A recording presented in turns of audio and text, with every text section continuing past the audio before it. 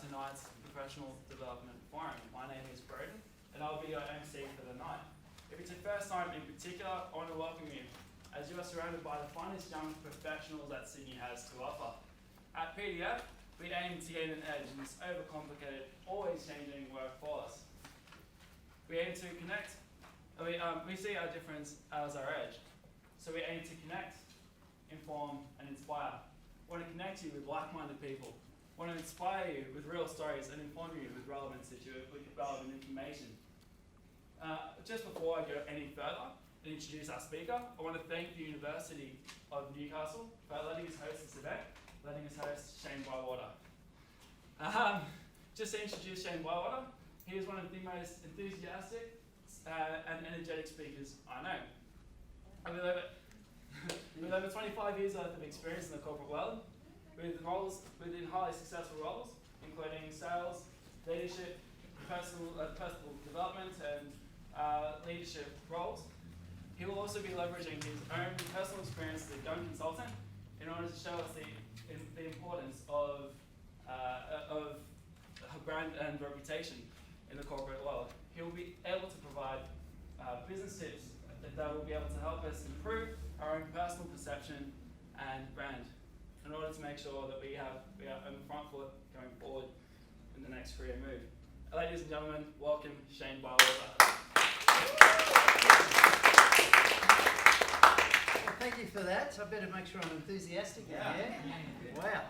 How do I do that? Do I get everyone to go rah rah? Or I just spent 2 days. I decided I run workshops and consult, etc. But I went to a conference for 2 days about different ways you can sell online and all those sorts of things, and they were rahing everyone up, and one guy was talking, we all had to chant, which I didn't.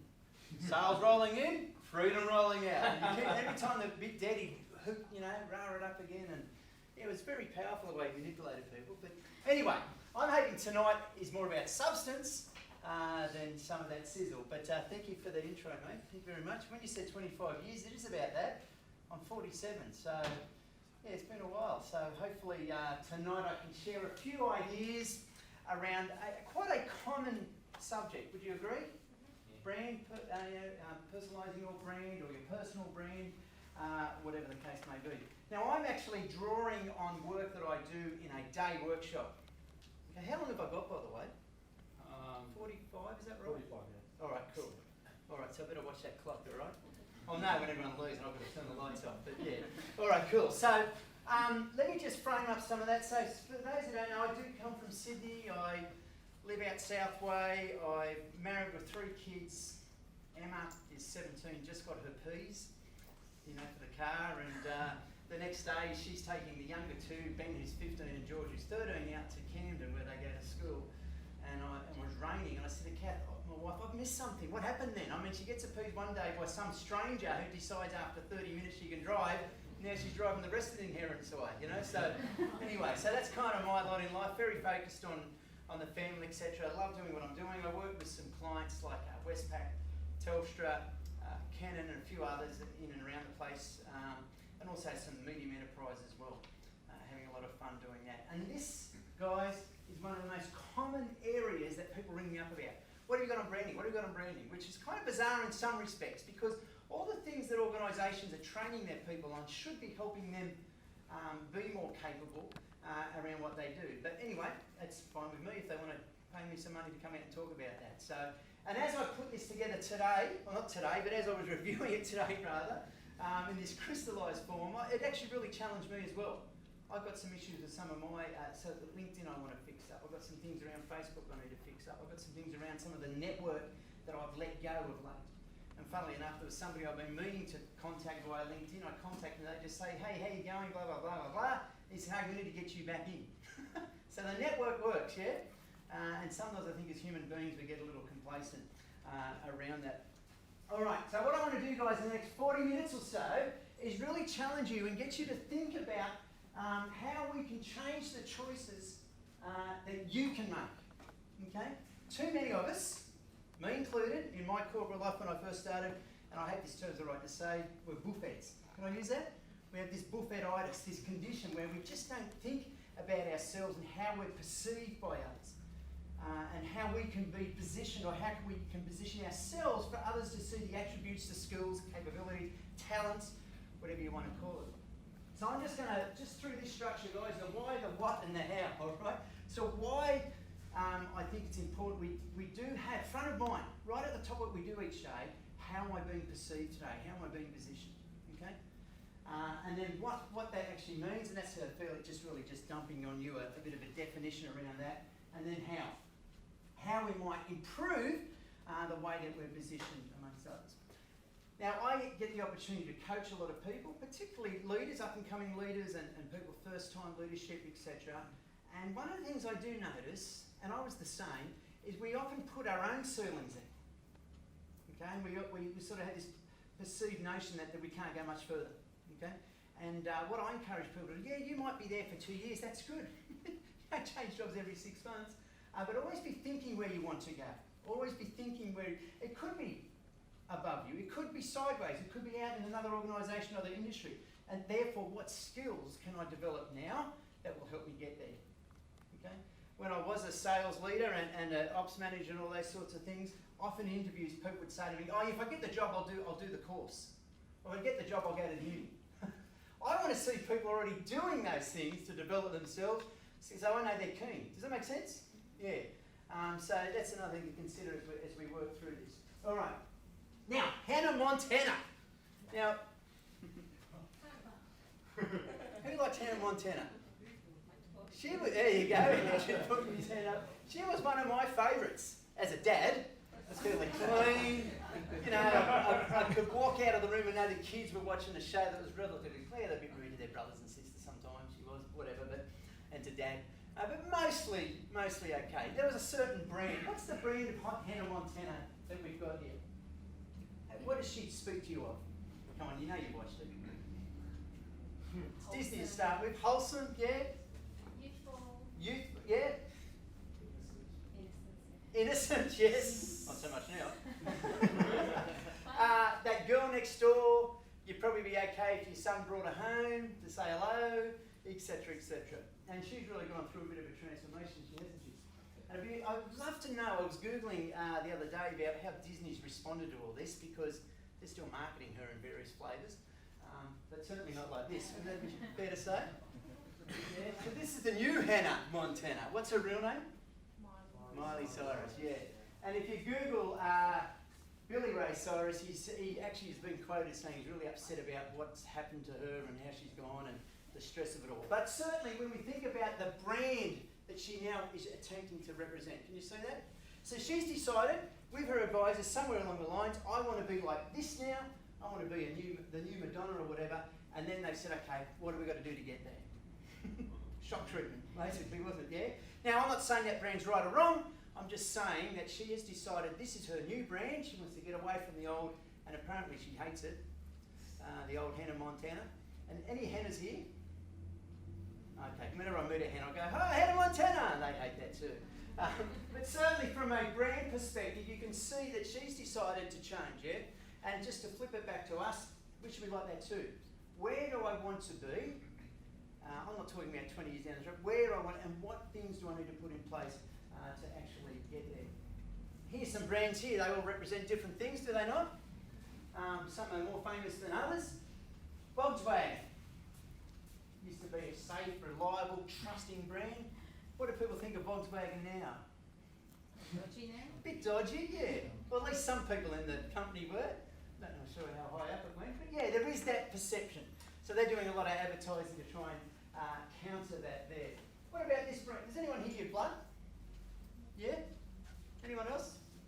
Yeah, what's your perceptions of the Australian Red Cross Blood Service? What's that? I said I haven't got one. Okay. Anyone else? Michael? Yeah, I don't know. I just doing a good job, you know, basic, taking care of the community, Yeah. taking care of the health. Good, yeah.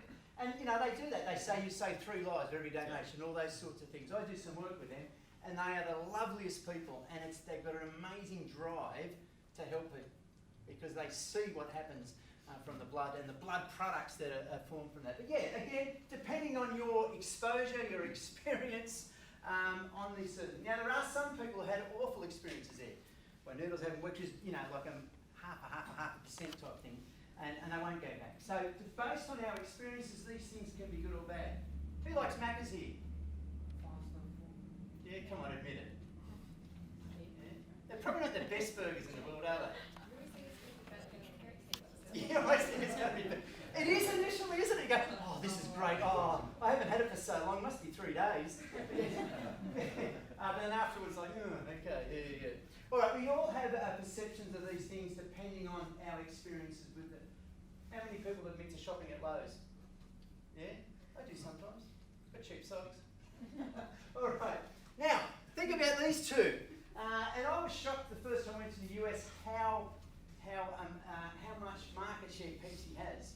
You can even Google the United States market share and they'll have red and green, red and blue, based on what state's got the most in that. It's a lot tighter than it is here.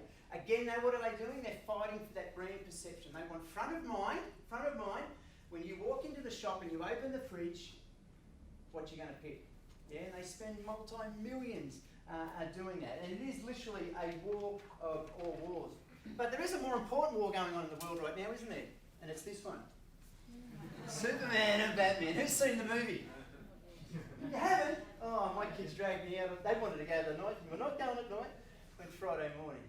Anyway, there's always arguments. And I was in a workshop up at Cairns recently, and we're just going to a break at lunchtime with all these leaders, and I don't know how it came up, but some of the guys, I know Batman, he's better. I said, no, he's not. Superman's from another planet. Batman's just rich, he can do martial arts, and we're talking away, and we're you know, it's serious stuff. And this lady says, guys, they're not real, you know. And we just said, yeah, whatever, just kept talking. So even here, there's brands that people walk around. When you see someone with a Superman shirt on, you go, Superman. They go, yeah, I know, yeah, that's me. I'm not delusional. So we attach sometimes these brands to ourselves, don't we? And if we want to flip that, guys, let's think about the way that we attach the things that we're good at, our talents, our capabilities. Are people seeing them? I don't mean that we walk around and go, did you know how good I am at such and such? Being a Superman, you know, the logo there. But I think as human beings, particularly our Australian culture, we tend to suppress those things at times and don't want to sound like, if I could use the Australian vernacular, like a tosser. You get what I mean by that? We don't want to sort of be that show off or that know-it-all. And there are certain ways to do that without sounding like a tosser. All right. Now, let's have we look at the why, what, and how. First one I'm going to do is, why worry about personal branding? I mean, does it really matter? If I just get in, do my job, do it well, the boss will notice me, won't he? Yeah, or she. Yeah, no, that's cool. All right, let's have a look at that. A couple of years old now. In the United States, 89% of recruiters and HR professionals surveyed found it appropriate. This is all from brandyourself.com, which has got some really cool stuff there. You can even go on there, there's a link to Google anything inappropriate that's about you. Put your name in. Now, if you're John Smith, you might have to work on that a bit, but yeah, it was quite good. They did pick up my jails in the middle, which I found good. Then it says, do you want to hide that, suppress that stuff? That's probably where they get their moolah. When assessing, 84% of them think it is proper to consider personal data posted online. So 89% say, you know what, I think it's cool to look at the professional stuff like LinkedIn, etc. So they're looking at you.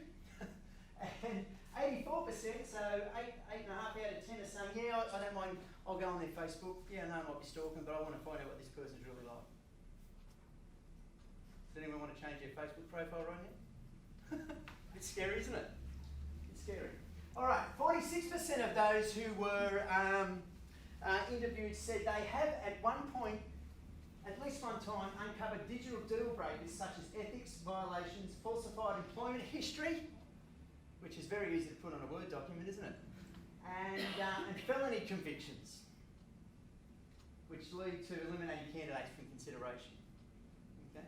One of the speakers at the conference I was at was showing pictures of him working hard with his wife late at night, putting letters into envelopes and sending out potential customers. You've got to work hard, got to work hard. The person I went with actually worked with this guy in London at the time that he's saying he was doing X, Y, Z. So, yeah, now you'd never know that except that he told me that. He said, I know that guy from somewhere, and then it clicked for him, and then this come up. So, yeah, but when it's out there, When it's up there, it's out there, isn't it? Yeah? All right. And most of those surveys considered what they find online to impact their selection criteria. So it's one thing to look at it and see it there. In fact, 70% of United States hiring managers in the study say they have rejected candidates based on what they found. You send your sexy little CV in or your resume, but they're already working it all out. When I meet people for the first time, and I'll say, we'll meet in the foyer, they tend to know me because why? They've Googled me, yeah? And there's some embarrassing pictures there. They weren't embarrassing, but I try to do that CrossFit, suck in the tummy as I say that CrossFit from time to time. There was pictures of me holding weights up or something, which you think, how could he do that? There was no actual weight on it, just the bar, but the picture was just taken there, yeah. But yeah, they say, oh, do you do CrossFit? I go, yeah. Yeah, and they figure out by that. So people are Googling you, they're searching their stock, whatever you want to call it, they're doing it, yeah? All right, now that's one area, and we'll address that down the track, and I think we kind of get that at one level, but let's look at some why I think we should think about our personal branding. And when I say why, I mean intentional. I said earlier, sometimes in our culture we can be a bit complacent. Be intentional about how you're perceived by others in the workplace. Okay? Anyone here at uni? Okay, so there's a few. So you're thinking also potentially, but even where you are now, the rest are working one way from another. Yep, okay, good. All right. There's some things I think we need to consider. Because as we develop that personal brand, what we want to be known for, I really do believe we become more empowered. Okay? Now what I mean by that, I think we start to have choice as we start to develop ourselves, because it's one thing to say, I'm X, Y, Z, but when you're doing X, Y, Z, you become more empowered. There's a real momentum that occurs within the individual, and that does give you choice in career and personal goals. I really do believe that. I've seen that happen. I see that. And it's so refreshing when I work with leaders, for example, who are actually in control of their career. Does that mean everything goes right? Does that mean they don't get swept up in a restructure that doesn't suit them?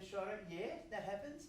But they've certainly got some momentum, and the attitude or the approach is certainly different. That does give you that control, despite restructures, etc.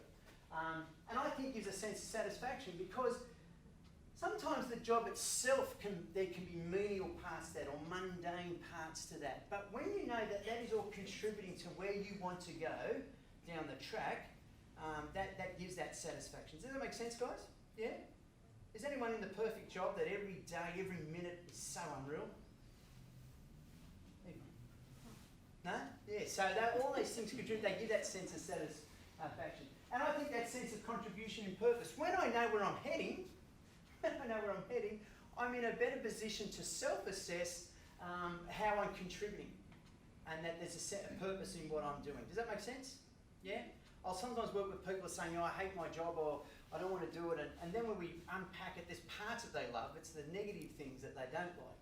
So it's about how do we minimise that impact and focus on the things that are doing well, and then how does that contribute to where you go, which all ties in. These some all sort of connect, that personal growth and development, and I think that legacy. You don't want to leave a job and go to the next one and put, oh, that bloke was a loser. Oh, gee, Sally had no idea. Does that make sense? Yeah? So that brand can be left behind like a bad smell. Now, let me flip that to when I walk in here, say this is a meeting with these two. What's your name? Aman. Yes. And Higgins? All right. I walk in and I'm having a meeting with these two fine people here. Before I walk in, they've already got a perception of me, haven't they? If they think I'm an idiot, oh, I've got to meet with Shane again, he's such a loser. Just put up with it, we'll be out of here in half an hour. How's that meeting going to go? So your brand, your reputation precedes you, doesn't it? So there's that first impression, and then there's that last impression, which is just as important, yeah? So think about that legacy. And if I could summarise that, it's becoming that option of choice. Okay?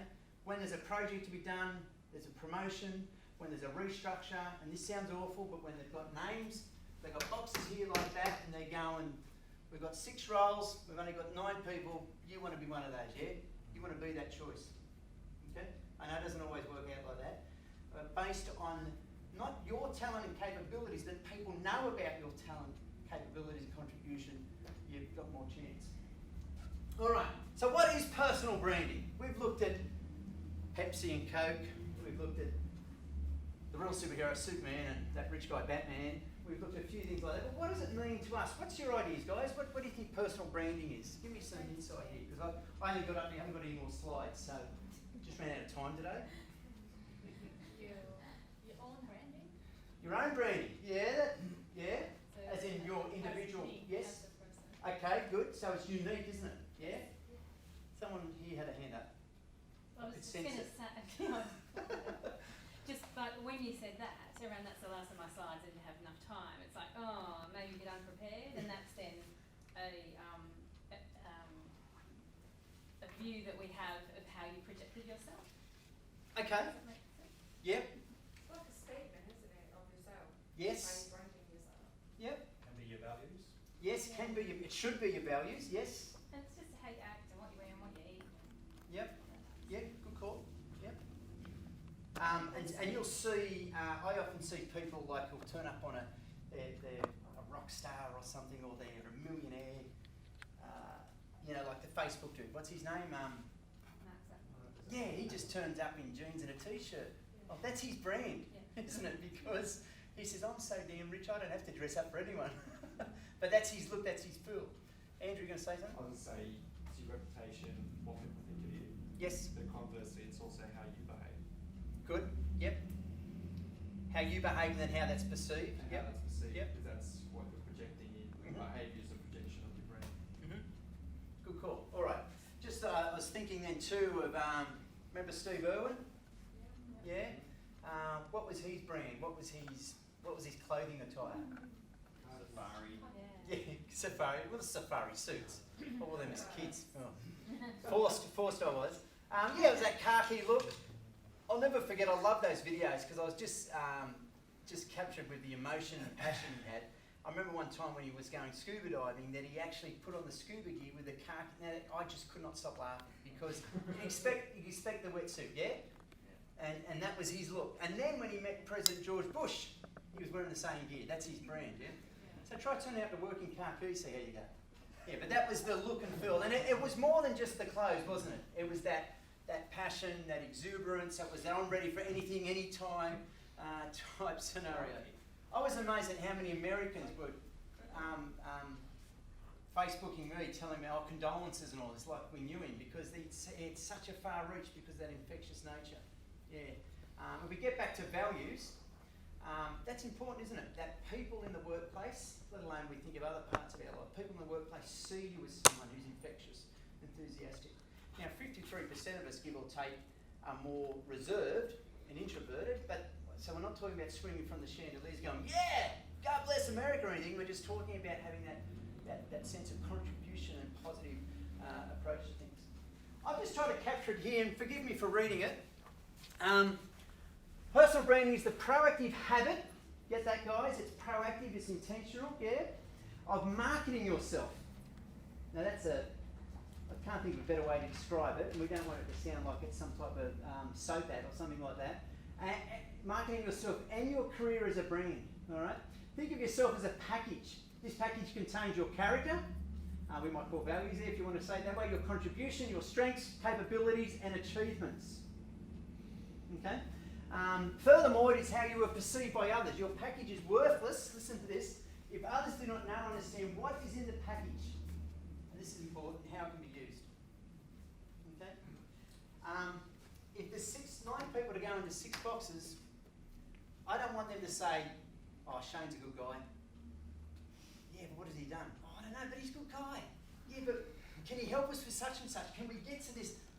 Oh, yeah, he's a good bloke. Yeah, he's funny. Or, yeah, but can he help us? Does that make sense? Yeah? You often see fans who want a player on the court or on the field, but hasn't got a role to play.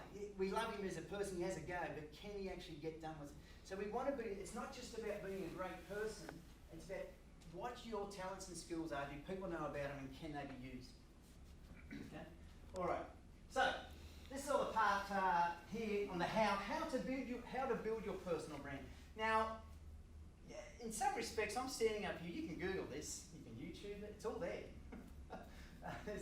Everyone's got the 7 magic ways, or the top 10 tips, or whatever the case may be.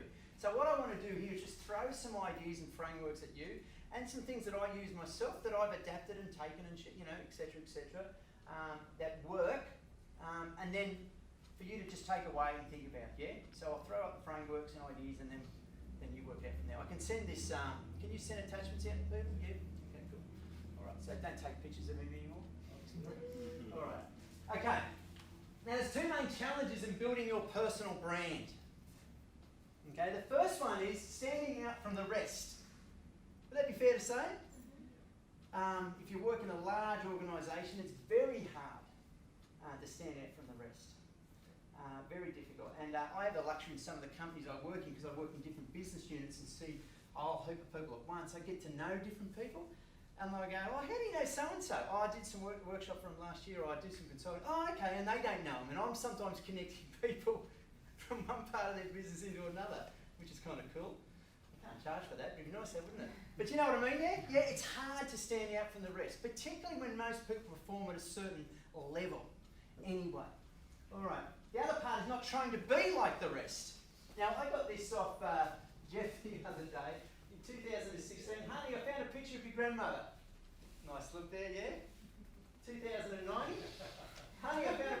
Now, I've got an office in the backyard, and I've got big 6 metre open door things, and my daughter came in and saw that picture. I had to explain to her that I'm not looking at pictures like this. And I thought about covering part of that.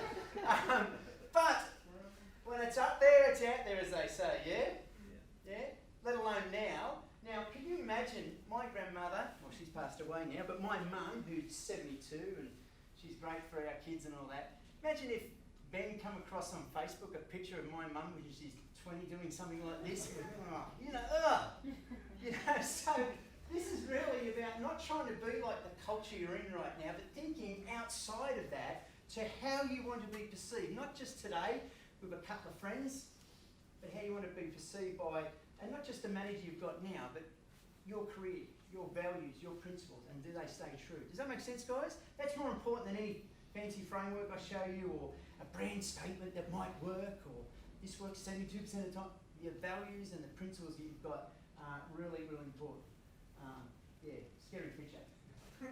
Now, I didn't do it, but if you go and, or I have done this, but if you go and Google bad LinkedIn profiles, there's some work I do with an organisation where we look at how they can use LinkedIn, and I'm not an expert in it, so it's kind of ironic I'm doing it, but how you can use that to reach the target market they're in, and some of the pictures are awful. I mean, I sometimes get invites of girls in bikinis on the beach.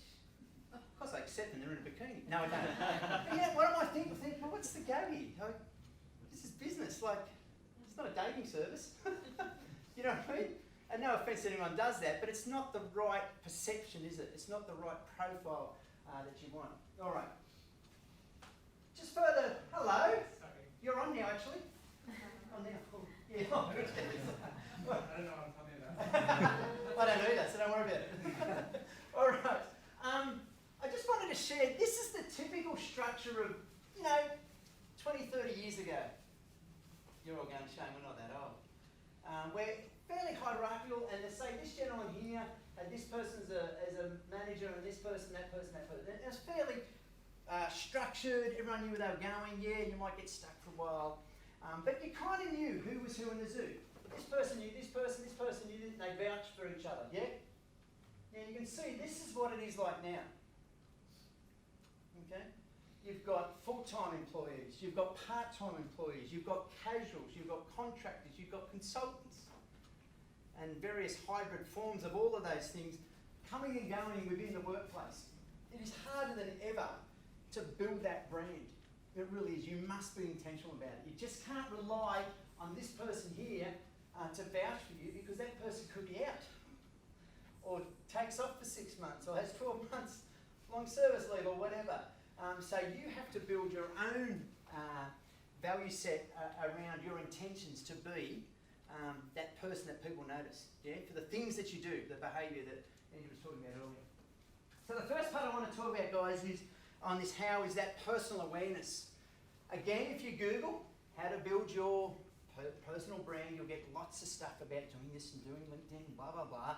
But my conviction is you need to be really aware of your own talents and strengths and capabilities. And on the flip side, some of those weaknesses are areas for improvement, but particularly your strengths. There was some research with Boston Consulting Group that looked at, it was either 3,400 or 3,800 high-performing leaders, and one of the key ingredients was their focus on coaching and developing the strengths of their people. Now, the leader is nothing without the performance of their people. So when you say high-performing leader, it's all about what their people have done for them, but that ingredient that they were focusing on was their strengths, okay?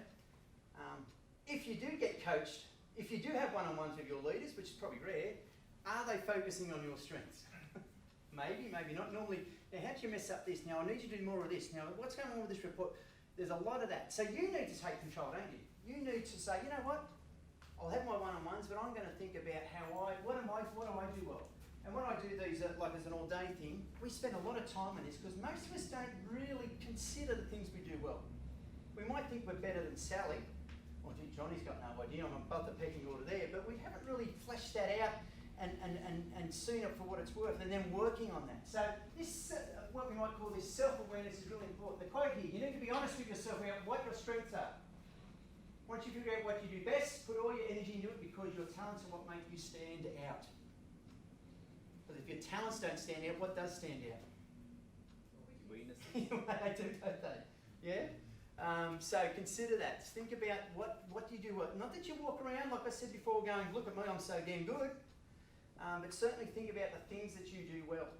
Now, you might be sitting there thinking, well, I think I do this really well, but I'm not as good as John in the team, I'm not as good as Andre in the team, or as in Samantha, or something like that. That doesn't matter. It's what you do well, what you enjoy doing well, and then it's about how you actually generate more development in it, how you get better and better and better at it, yeah?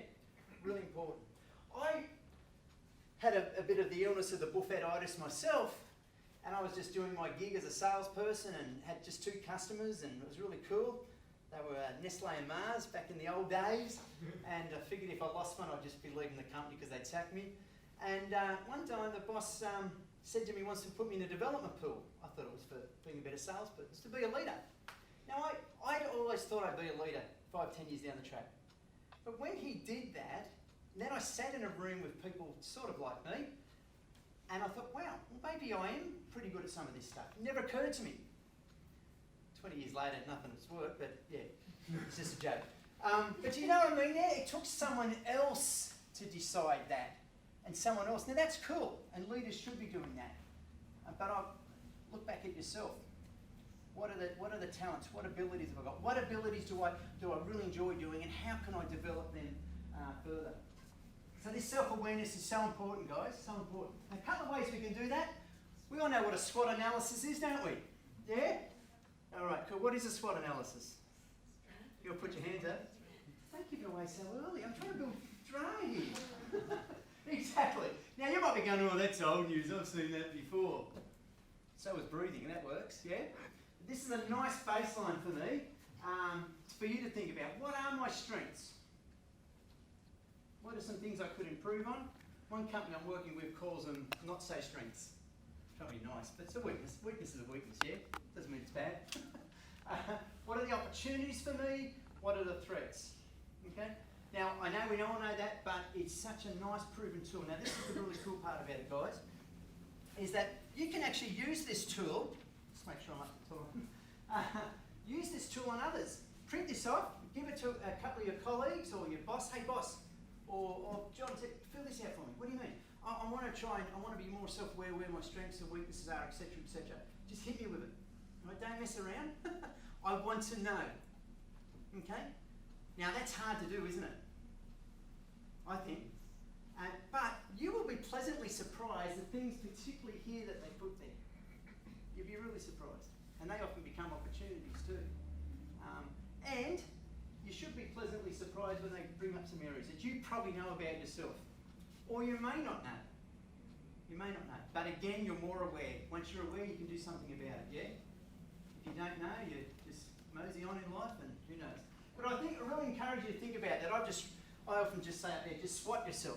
But it's a very powerful, simple framework to use. I guess the challenge is how many are going to do it? How many are going to do that? Not just you writing it out, but give it to some friends, colleagues, managers, depending on the situation you find yourself in. All right. Second part I want to share is this action plan here. Okay. Now this it's not really an action plan like we're at the end of the session, we're doing an action plan. But one of the things I think we need to consider is where am I now? So I've just called it what it is. This is what it is. Right, wrong, or indifferent. This is where I am right now. Okay? Some people call that current state or current position. Okay? Then I think it's important as human beings, particularly to establish what it could be, or where do I want to be, or desired state, current state, desired state. I've just written those words just because I was trying to be funky. I don't think it works, but you get my drift, yeah? There's this established position and where I want to be, establishing that as well. Now the part we want to do as humans is, in developing ourselves as people, is what actions can I do to bridge that gap? Because there's still stuff I want to do in life from a development point of view I haven't done yet. And part of that was going to that conference last week, which was a waste of money and time, but it's part of what I'm trying to do with different business model I'm looking at, yeah? Because I've been bang dangling around, as my dad would say, for about 3 years on it. So I'm here, I want to be here, so what are the actions that are going to help me get there? Most of us, you know, you want to be a leader, you want to be better at such and such, or you want to change roles, or you want to change industries or companies, etc. You're here, and you know that's there, but how many of us are doing things about it in between? Okay? So, and as I said, I'll send this out to Jeff or whoever, and they can flick it on. If you want to use it, that's why I've left that kind of space there. Spatial looks a bit ugly, but you get my drift there. The question, write down what you need to do to bridge a gap to what it could be. Think about actions such as people to meet, strengths to build on, knowledge and experience to develop, and projects to participate in. Additionally, what social media avenues could you further develop to enhance that? I was talking to John earlier, who does consulting and teaches people how to set up a consulting practice, etc. I went through that a little while ago because that was a gap. I had great ideas and I was running training programs. I'm thinking, I'm wasting people's money here. They don't need training. They actually need some work done back here in the structure and hierarchy of that organisation around their sales teams or ops teams, not the training. That comes after. So I thought, well, what can I do about that? Yeah. Plus they charge, $20,000 a day. He looks like he's a 20k a day person, don't you, mate? Yeah? Maybe 25, yeah. You've got to pay for that Ferrari. All right. Not every Ferrari you see is drug money, all right? There's John as well. All right. But guys, again, I want to labour the point. Where you are now, where you want to be, and don't set it up for 20 years. Think about the next role as a bit of a momentum shift for you. And then what can I put in place? Okay? Again, you might have to ask people. You might have to ask colleagues or your boss, hey boss, this is where I want to be. I want to know, where's my gaps? What am I doing well? What things do I need to put in place to get to that end? I don't think, who's into NRL here?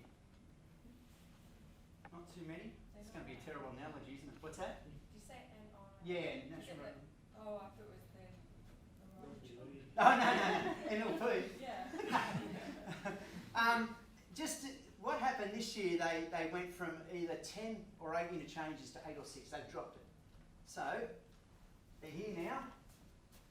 Coaches like the team I follow got these big boppers that are eating too many cheeseburgers, and they can take them off, put them on for 10 minutes and take them off. All of a sudden, they've got to be on for longer. All right, so this is where we're at now. What have I got to do between November and March 1 or whenever they kick off to get my team right to be at this goal here? Can you see that? It's the same principle, isn't it? Now, they're forced to do it because if they don't, they're going to fail. We're not forced to do some of those things, but we're still failing, aren't we? So, to labour the point again, really encourage you to think about that particular slide in itself. All right, another how-to framework just to share, guys, is what we might call a personal brand statement. We all heard that term before? Some people call it the elevator lift and all that sorts of things. Now, at one level, I think it sounds a bit silly, I'll say it that way, yeah? You don't get in a lift and go, my name is Shane Bywater and I'm a... But there is part of what I work with people on this a lot because it helps them actually crystallise they're producing for people. Okay? For example, if it's a salesperson, any salespeople in the room? There's a couple, yeah? Or it could be someone who's a project manager, whatever. You're not just delivering a project on time, you're not just closing a deal, you're actually helping an organisation We've got products and service that enable them to reach their customers more effectively, whether you're improving their customer service or reach or technical capability or whatever the case may be. So, nice simple framework, and I'm going to break up into pairs and have a go at this. I won't get you to write it down. Who are you? What do you do? It's okay to say. I'm Shane Bywater, and I do business consulting. Who do you help? I help middle management and large corporates. What do I help them do? I help them become more effective with their people and growing their people to be more effective in what they do. Now, I might phrase that a little bit different. You get the thing there, yeah? I don't go, I'm Shane Bywater and I help people be more effective. Explain what I do, but there's a nice natural flow because I want people to understand that I just don't train people or consult, you know, take lots of money and use it on the Ferrari. I actually help people and help them get outcomes with what they're trying to do. That's, yeah? Now, it doesn't matter if you're a butcher, baker or candlestick maker, you're an accountant, you're a CEO, we all have an impact on what people do.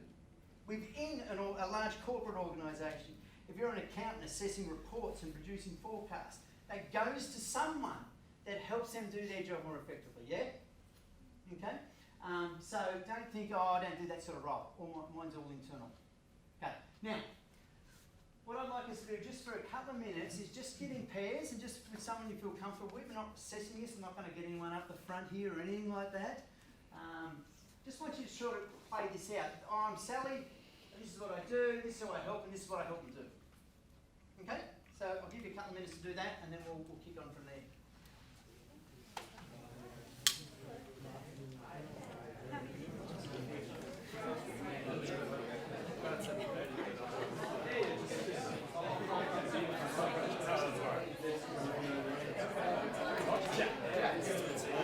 I'm trying to slow down because I'm running around. Did you want questions? Arms cool if you want it. Sometimes people want that.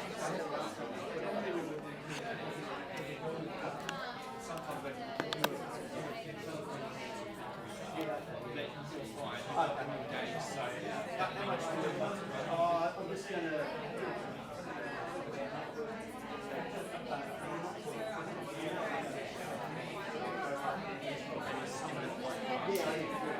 That's fine. What, you reckon another 10 minutes? Yeah, Okay. Questions, that's okay. you can tell me when you're close. Yeah. Questions. No, now I know what you do.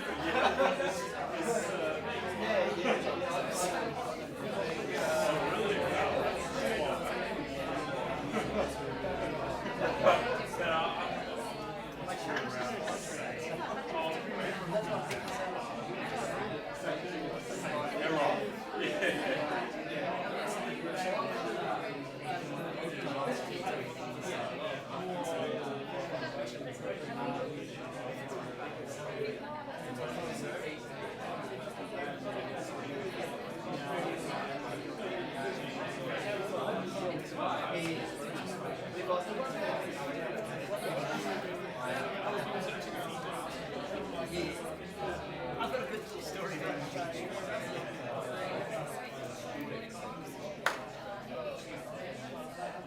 30 seconds, guys. Cool.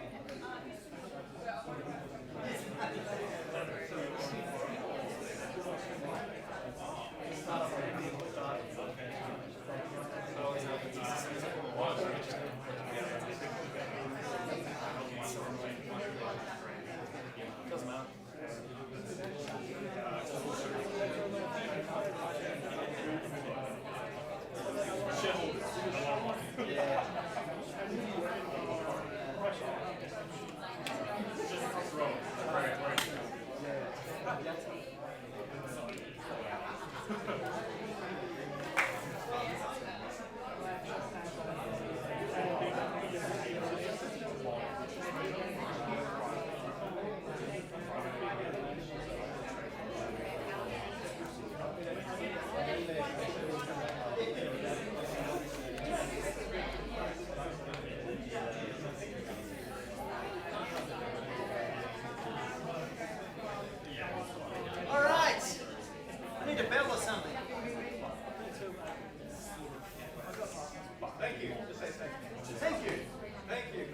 But here's a little sample.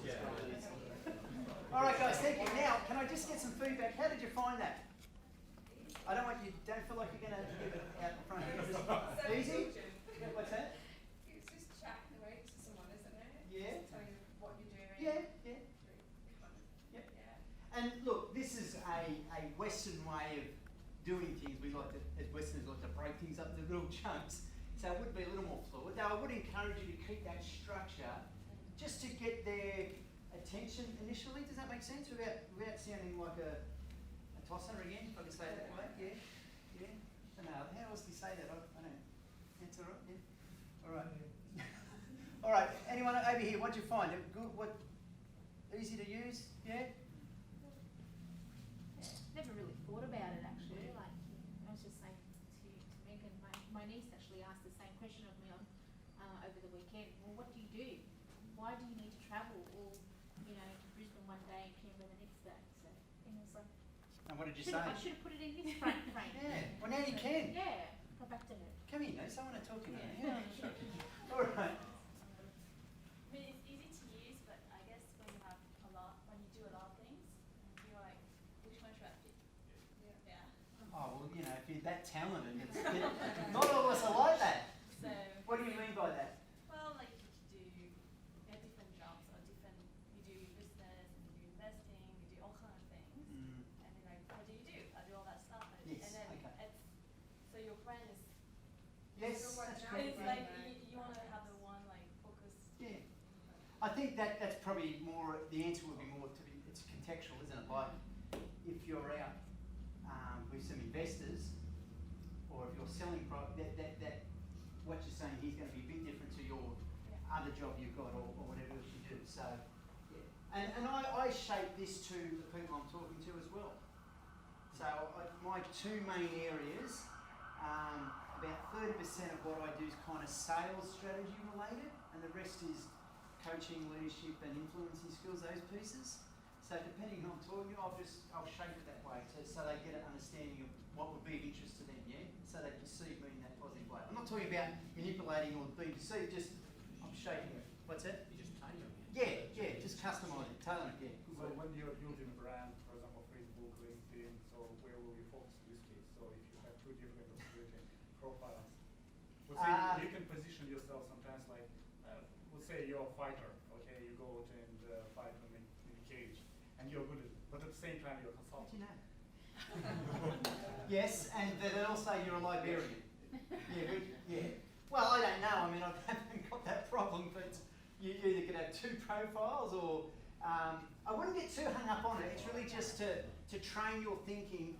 And where I run these workshops, the most take up is not so much people saying it to someone, but they're thinking differently about their role and what they're actually achieving for people. And that's what we need to be having discussions on with people, not, oh, I'm just a trainer or I'm just a school teacher. Yeah? Yeah, good point. Yeah, I don't know. Anyone got any thoughts on that? You've just got to identify yourself then, I guess. If you've got two things that you like to do, you've got to see which one's more important to you at the time and then go, right, I need to do that in 6 months' time, so I've really got to focus on it. Obviously, if you're a librarian and you're not going anywhere with it, but you're cage fighting and doing something and you're actually going to practice on that, if you're talking about the same scenario, then obviously you're going to focus on that, aren't you? Yes, okay, yep. Well, So is you're that right? prioritising We're it, going yeah? with this little scenario, so. I guess when you meet someone new, then what would you do? I'm a cage fighter and a librarian. I can help you. If you don't be quiet, I'll yeah. All right, we've got to keep moving. We're going to have a quick Q&A afterwards, yeah? All right, let me just punch through a couple of more thoughts I want to share, but just encourage you to think about that as a way of elevating your thinking and elevating a conversation with someone, okay? All right, the last part I just want to share is how to build your personal brand. I've just written up there in biblical terms, thou shalt network. We don't do this enough. I go to networking functions, right? And the same people will hang out with each other. Instead of getting out there and meeting people, you're not trying to sell them anything, you're just meeting people. And they've gone there to meet people. I've got a friend who Jeff knows, it's Momo, and I think he spoke to you last year or something. We're really good mates, and we meet in the Southern Highlands every 6 or 7 weeks or so, and we just work at the same cafe and doing different things and talking. But when we go to these things, we don't see each other. Now we look forward to seeing each other there, but we're out meeting people, okay?